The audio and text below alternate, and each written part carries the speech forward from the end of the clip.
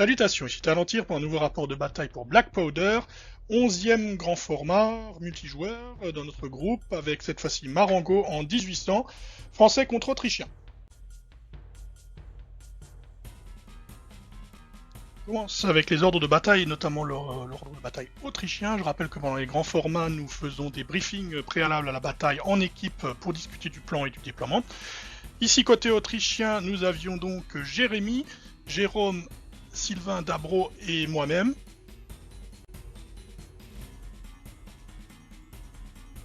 Et l'ordre de bataille français, l'équipe française étant composée d'Hervé, de Nicolas, de Sylvain Aldada et également de Loris.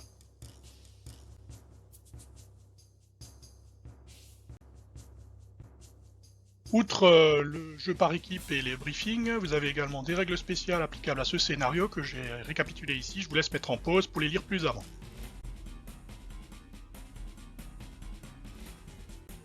Le déploiement, autrichien en bas, français en haut. Petit point sur le déploiement justement, nous pensions lorsque nous avons fait le briefing qu'ils allaient faire un arc de cercle défensif au centre en s'appuyant sur les villages.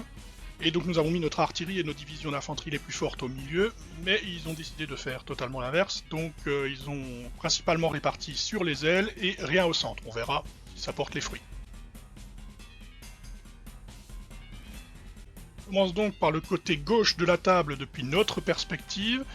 De notre côté, nous avons placé notre cavalerie, la division Elnitz, et il y a également les hussards de la division O'Reilly qui sont maraudeurs et qui peuvent donc opérer, quelle que soit la distance de leur commandant, qui sont à l'extrême gauche.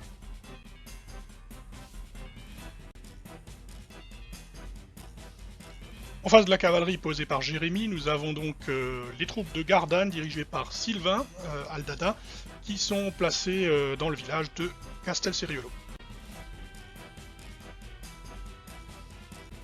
Au centre, sous la supervision du général en chef chez nous, nous avons placé les grenadiers de Morzine, l'infanterie de Keim et notre pléthorique artillerie autrichienne. Nous avions une division uniquement composée d'artillerie à cheval, la division Pertzen. En face, centre-gauche par rapport à nous, il n'y avait rien. Et centre-droit, juste la division Chambarlac, qui est certes grande, mais qui est seule à tenir le centre.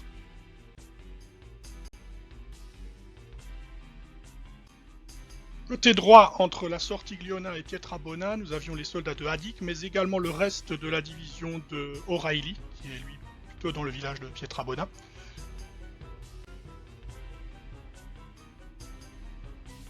En face de nous, un contingent plutôt important, étant donné que nous pensons qu'il ne mettrait rien sur les ailes, le corps de l'âne avec la brigade Menoni, qui est dans Marengo, et la division Vatra.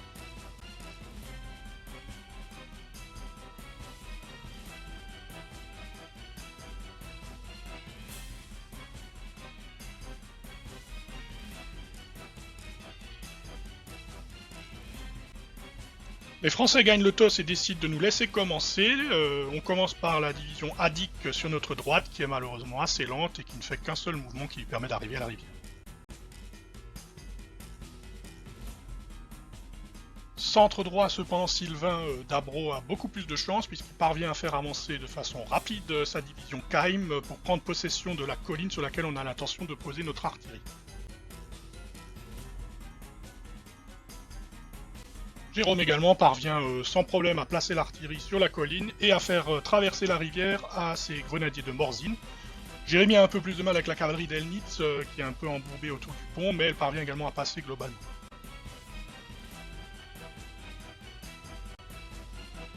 Jérémy fait approcher les hussards d'O'Reilly le long du cours d'eau en direction de Castelseriolo à l'extrême gauche du champ de bataille.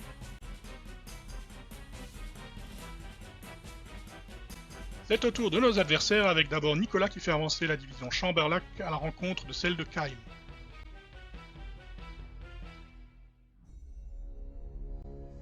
Aldarion lui fait installer l'artillerie de Gardanne à l'intérieur du village pour pouvoir tirer à l'extérieur.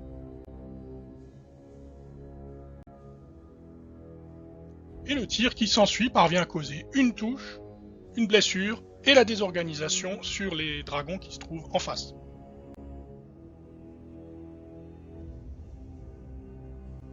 Petite unité de dragons de la brigade Menoni tente de rejoindre le pont, alors principalement pouvoir attaquer les Autrichiens ou les faire mettre en carré, mais c'est un échec, ils n'avancent que d'un mouvement et sont à portée de tir du coup.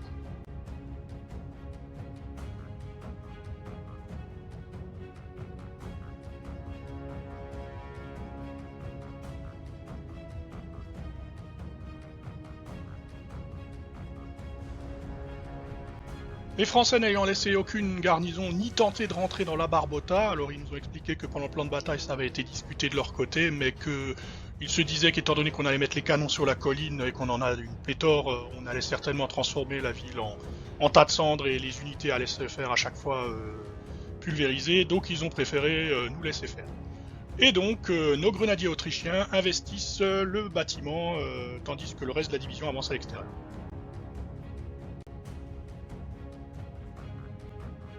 Jérémy est parvenu à faire déplacer la cavalerie d'Elnitz, qui désormais galope sur la plaine devant Castel-Siriolo, et nos renforts arrivent, à savoir mon corps, le corps du général Hoth, puisque je le dirigeais ce dernier. Par contre, visiblement pour bouger, il n'est pas très bon, puisque pendant plusieurs tours, ça sera juste un mouvement. L'armée autrichienne est donc au complet. Au centre et à droite de la Barbota, ça commence à canarder, les régiments de Keim et de Chambarlac échangent des tirs de mousquet de part et d'autre de la rivière, et les colonnes de Keim sur la colline sont désorganisées par les salves de Nicolas.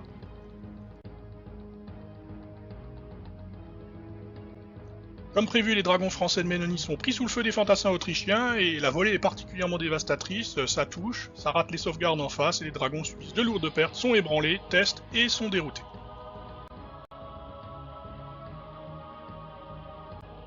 Pendant ce temps, sur la droite autrichienne, Adik fait passer la rivière à une partie de ses troupes, donc Dabro n'a réussi à en passer qu'une partie, le reste est resté coincé dans la rivière.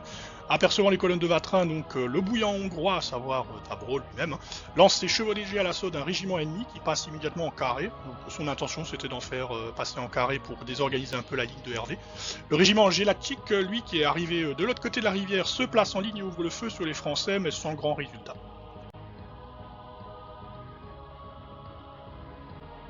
C'est au tour des Français, et eux aussi reçoivent leur renfort. Bessières et la garde consulaire, notamment les grenadiers à pied arrivent derrière Marengo.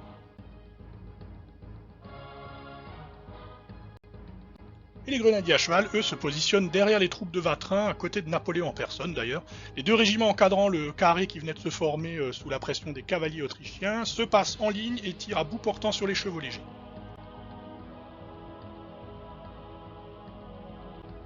Pendant ce temps également, la colonne d'attaque du 22e de ligne lance un assaut contre les Autrichiens de Gélatique qui sont en ligne, donc avec un désavantage contre une colonne d'attaque. Une mêlée furieuse s'ensuit, mais étonnamment, les Autrichiens de Dabro tiennent bon.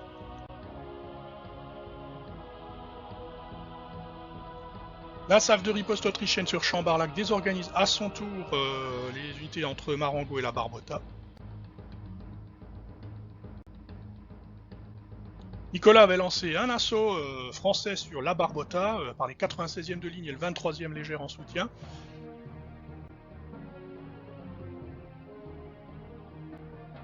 Mais l'assaut échoue, les troupes de Jérôme sont tenaces, les grenadiers de Weissenwolf repoussent l'ennemi qui se replie en désordre. Sur la droite, l'événement c'est l'arrivée de la cavalerie de Murat. Une colonne de dragons et de cuirassés longe la rivière face aux hussards autrichiens, tandis que les chasseurs à cheval passent la rivière devant Castel-Siriolo, histoire de menacer le flanc de Jérémy qui tentait d'aller appuyer l'offensive au centre.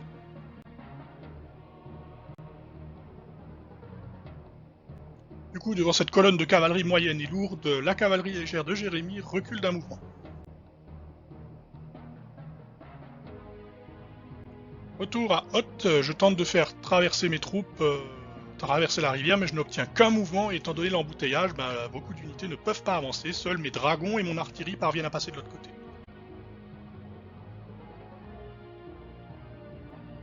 Artillerie que je parviens d'ailleurs à déployer, et je tire sur les chasseurs à cheval, tandis que les dragons de la division Elsnist se positionnent en face des cavaliers français pour faire barrage. Leurs arrières étant protégés, la cavalerie d'Elnitz tente l'assaut sur les troupes en retraite de Chambarlac. Jérémy devait obtenir 3 mouvements, et bien il les obtient.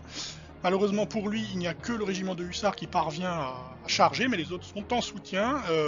Le choc est violent et le 23e légère français est mis en déroute. Du coup, ces hussards font une percée contre le 42 troisième de ligne qui est derrière, qui n'a pas pu former de carré forcément, puisqu'il n'a pas le temps. Et malgré les pertes, ce dernier conserve cependant sa cohésion et tient bon.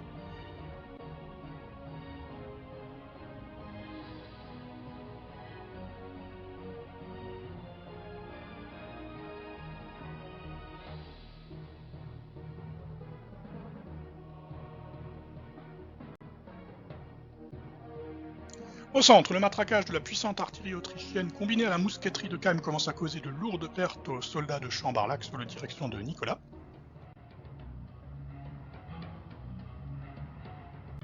Sur la droite, Dabrois réussit à faire traverser la rivière à tous ses régiments. Les chevaux légers ont réussi à survivre au déluge de plomb et se sont repliés à hauteur de l'infanterie qui ouvre le succès à son tour contre les Français sans trop de succès. Tour français avec une charge des grenadiers à cheval de la garde consulaire contre les chevaux légers qui étaient en repli et qui sont évidemment cette fois-ci taillés en pièces, ébranlés pour se forcer de se replier.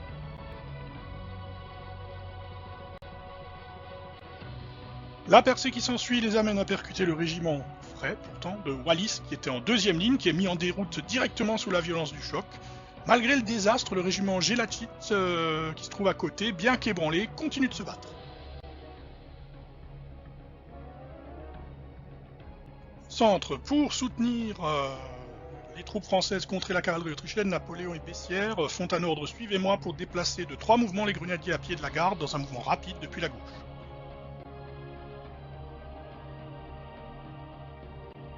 Mais les troupes de Chambarlac, même désorganisées, ont enrayé l'attaque des hussards et les ont repoussés.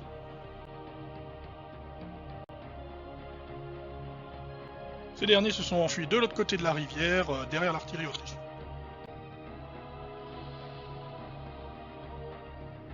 Sur la gauche autrichienne, l'artillerie continue de bombarder la cavalerie Murat, tandis que la réserve de cavalerie autrichienne, c'est-à-dire les régiments de dragons de Lobkowitz, de Montcor et ceux de Jérémy qui étaient restés en arrière, continuent d'attendre que ça vienne. Au centre, le duel de tir se poursuit, mais avec l'immense batterie de canons que nous avons cette fois-ci rapprochée au maximum pour qu'ils soient tous à portée moyenne, commence vraiment à décimer les rangs français de Nicolas.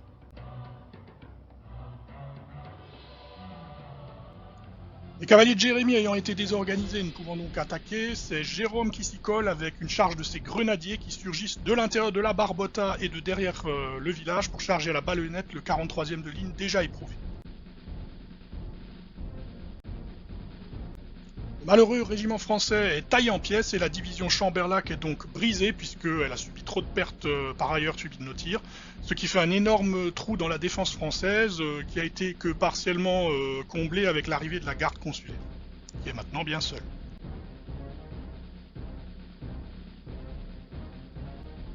Aldarion ne parvient pas à déplacer suffisamment vite la cavalerie de Murat, il n'obtient qu'un seul mouvement, il décide de splitter sa colonne en deux, envoyant un régiment de dragons donner la chasse aux hussards de Jérémy, tandis que le reste de la division se dirige vers le pont.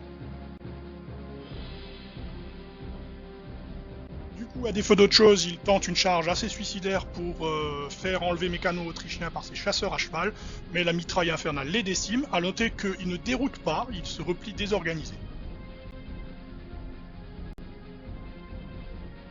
Un peu plus de chance devant Castelceriolo puisqu'il a fait sortir son 101ème de ligne pour prendre en finale les dragons d'Elnitz que Jérémy avait placés en protection des arrières de sa division de cavalerie et réussi à les mettre en déroute.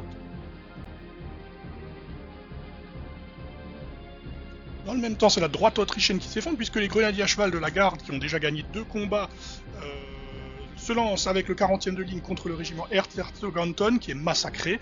La division Adik est brisée, ça fait donc une division partout.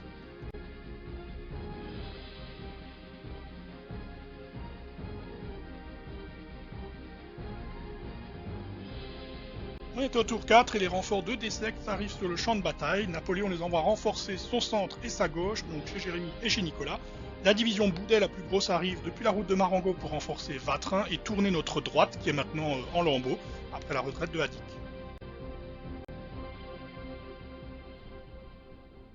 La division Monnier arrive, elle, au centre, le long de la route entre Castelceriolo et Marengo, pour former rapidement une ligne qui délivre un feu de mousquet dévastateur sur la cavalerie de Jérémy.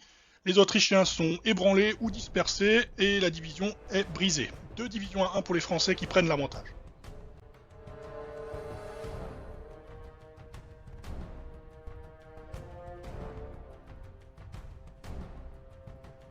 Cependant, sur notre droite, à la surprise générale, le régiment Gélatique, c'est le dernier qui est encore au combat de la division indique, remporte sa mêlée, malgré les pertes qu'il a subies, puisqu'il est déjà ébranlé, et il déroute le 22e de ligne français. Mais comme il est épuisé et que la division est brisée, il ne pourra désormais que replier.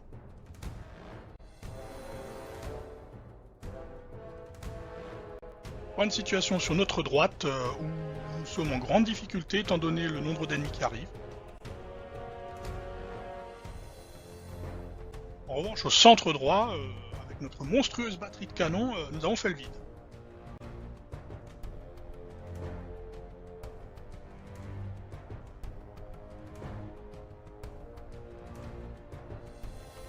Jérôme a décidé de réinvestir la Barbota avec un de ses régiments de grenadiers, Saint-Julien, tandis que les deux autres régiments font face à la garde consulaire qui est désormais seule. Jérôme tente avec ses autres régiments d'atteindre la rivière et de les passer en ligne pour faire un duel de tir avec Monnier, mais il n'y parvient pas, et en colonne d'attaque avec un seul dé de tir, il malheureusement ne fait pas beaucoup de dégâts en face. Heureusement, cette fois-ci, j'ai réussi à bouger un peu plus qu'un mouvement. Mes troupes avaient déjà réussi à passer la rivière, et cette fois-ci, j'obtiens même 3 mouvements avec le général Schellenberg du corps Hoth, qui parvient à envoyer ses troupes rapidement pour soutenir les grenadiers sur cette rivière face à Monnier.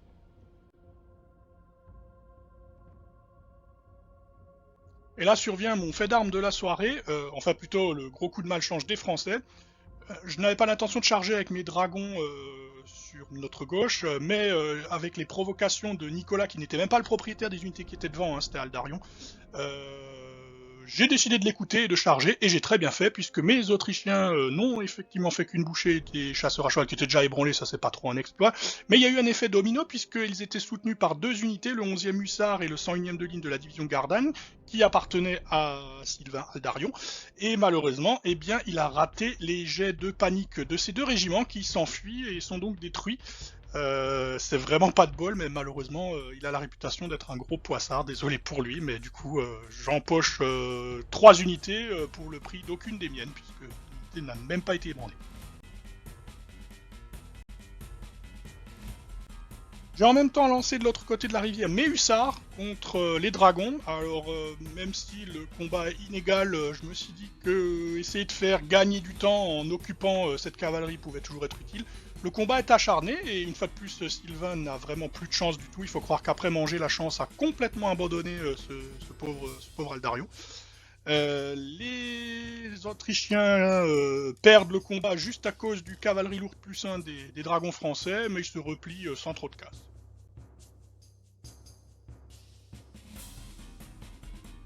Les hussards sont sortis de la table, et Sylvain peut du coup faire une percée sur les hussards qui étaient derrière, ça m'inquiétait un petit peu. Il l'a fait, et toujours fidèle à lui-même, il fait 0 blessure, gagne le combat juste avec la règle cavalerie lourde plus 1 des dragons, mais mon unité sort donc intacte de la carte, et du coup il peut pas vraiment faire ce qu'il veut parce que ces 2 unités sont toujours en état de combattre et vont revenir.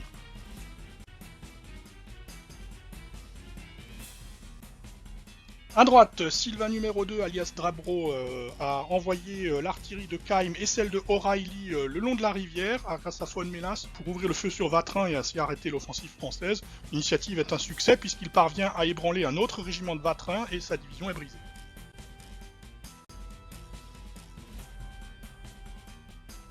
Napoléon, qui observe la scène, n'est pas très content.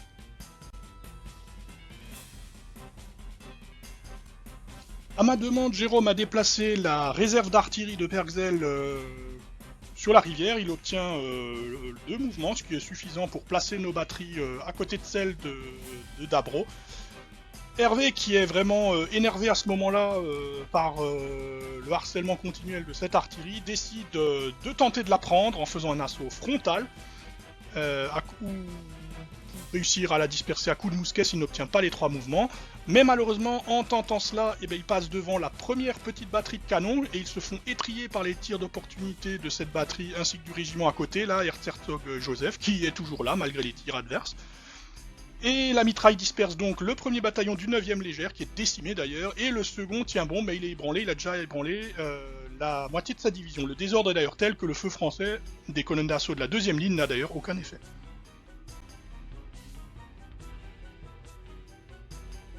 Cette offensive coûteuse va avoir de lourdes conséquences parce que la situation vient complètement de se tourner. Non seulement nous avons maintenant arrêté l'offensive française, très clairement, mais en plus, mes troupes du corps Hoth qui sont désormais sur zone et au combat commencent à faire monter la pression sur Monnier.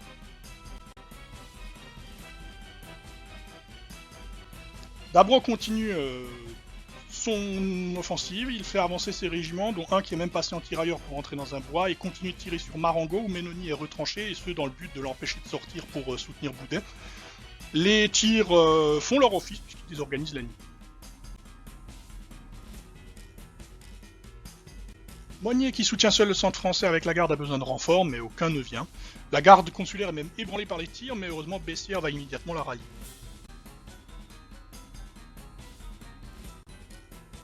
Le général Boudet, qu'on pourra désormais surnommer le Boucher, envoie sa seconde ligne dans une charge suicidaire contre la grande batterie autrichienne, et les tirs de cette dernière achèvent de pulvériser ses régiments restants et la division est brisée.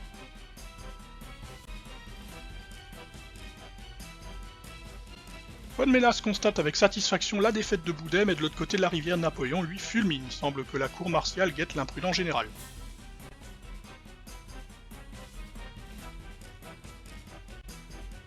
Murat tente la même chose sur la batterie autrichienne de Hoth sur la droite française, c'est-à-dire prendre mon artillerie. Le tir de contre-charge ébranle les dragons qui forment la première ligne d'assaut et les disperse.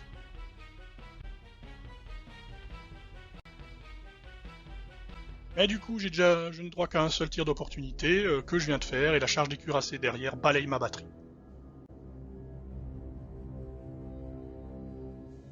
Du coup, Aldarion peut faire une percée sur le flanc de mon régiment d'infanterie Frolich, qui ne pourra donc même pas se mettre en carré. Et là, encore une fois, malheureusement, l'Ashkumun lui tombe dessus puisqu'il ne fait pas assez de blessures et mon régiment tient bon.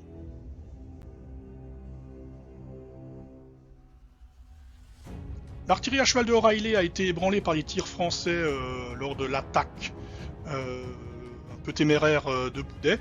Mais malgré cela, Dabro parvient à la faire déplacer à côté de la sortie Gliona pour tirer sur les grenadiers à cheval et elle obtient une désorganisation de l'unité, ce qui nous est précieux.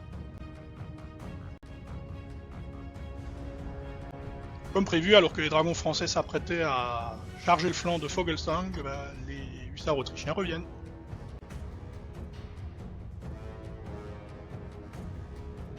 Au centre, Monnier est lui aussi proche du point de rupture. Les bataillons de Schellenberg avec mon artillerie déroutent le 70e de ligne. Devant la Barbotta, Jérôme et Dabro tentent une charge combinée contre la garde consulaire avec de face les grenadiers de Weissenwolf et de flanc le régiment d'infanterie Kinski. Non seulement l'attaque rate, puisque Nicolas sauvegarde tout, mais en plus la garde remporte la victoire, mais en déroute complète le régiment Weissenwolf et le régiment Kinski replie en désordre et ébranlé.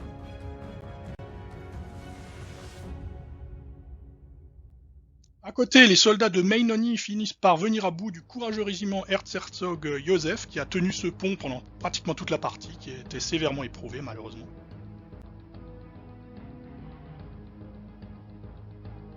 À gauche, donc, les hussards et les dragons se chargent mutuellement et se livrent un combat acharné qui laisse les deux unités ébranlées. Mais comme la cavalerie de Murat a déjà perdu 3 unités sur 4, elle est brisée à son tour. On est donc à 4-2 en faveur des Autrichiens. Ce sont mes hommes, les retardataires, mais qui se sont bien rattrapés en termes d'efficacité, qui vont pouvoir transformer la balle de match avec le coup de grâce contre la division Monnier qui replie en déroute sous les tirs des soldats de Schellenberg.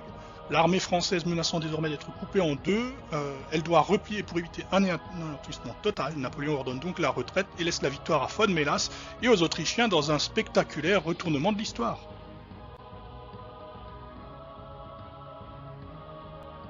En termes de jeu, les Autrichiens ont donc détruit 5 divisions françaises sur 8, c'est donc une victoire totale selon les règles établies, puisqu'il faut détruire plus de la moitié des divisions sur cette partie pour remporter la victoire. Nous avons brisé les divisions Murat, Vatrin, Monnier, Boudet et Chamberlac. Quant aux Français, ils n'ont réussi à en briser que 2, Adik et Elnit, ce qui suffit donc pour obtenir une victoire totale autrichienne. La partie a été très amusante. Déjà, c'était vraiment très appréciable. On a commencé le matin, on a vraiment pris notre temps, petit déjeuner, on est allé au resto, ça a été convivial. On a pris également notre temps le matin pour faire les briefings, la répartition des équipes. C'est toujours une partie très intéressante de ces grands formats, c'est de pouvoir cogiter sur le plan de bataille en salles séparées.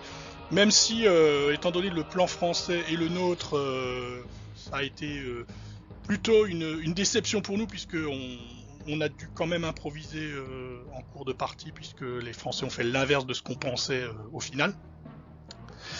Néanmoins, donc, victoire autrichienne assez nette, mais qui ne s'est décidée finalement que au tour 5, après manger en fait, puisque après manger, c'était très équilibré, voire même en faveur des Français avant manger. Et après manger, visiblement Dame Chance a complètement, elle est partie en RTT, elle a complètement abandonné notamment Sylvain Aldarion. Et avec une chance plutôt pas mal de notre côté, eh bien on a complètement retourné la situation et en quelques actions d'éclat, on a réussi à détruire les divisions qui nous manquaient pour remporter la victoire. Voilà, bah, écoutez, en tout cas nous on s'est beaucoup amusé avec notre groupe de joueurs. On a hâte de remettre ça, pas forcément sur Black Powder, mais peut-être sur un autre jeu, Pike and Shot, El César, on verra. Mais en tout cas voilà, j'espère que cette vidéo vous aura plu à vous aussi. Je vous dis à la prochaine fois et d'ici là, que les dés vous sourient.